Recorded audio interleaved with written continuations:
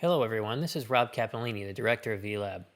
We try as often as we can to provide documentation and help pages to help you navigate through VLab.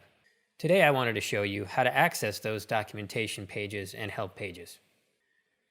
In the VLab header bar, there's a link to access the documentation which covers the econometrics for all of our analyses and applications within VLab.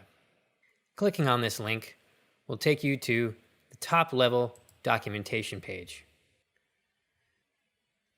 such as volatility analysis. This application level documentation generally defines what volatility analysis means in VLab.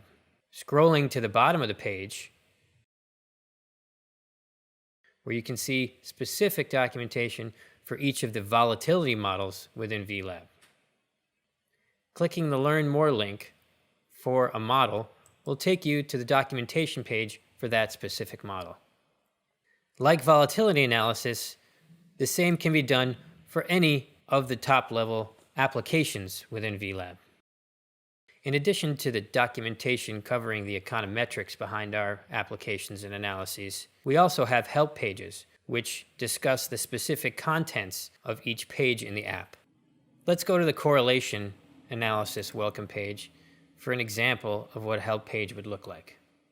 At the top right corner of most pages in VLab, you'll see a link that says what's on this page. Clicking that link will pop up a help page.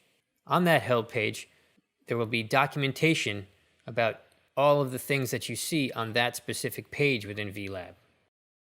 In addition to the help pages on the welcome pages, help pages are also available on the analysis pages. And just like the help pages on the welcome pages, clicking the What's on this page link will pop up a window which will describe what you're seeing on that specific page.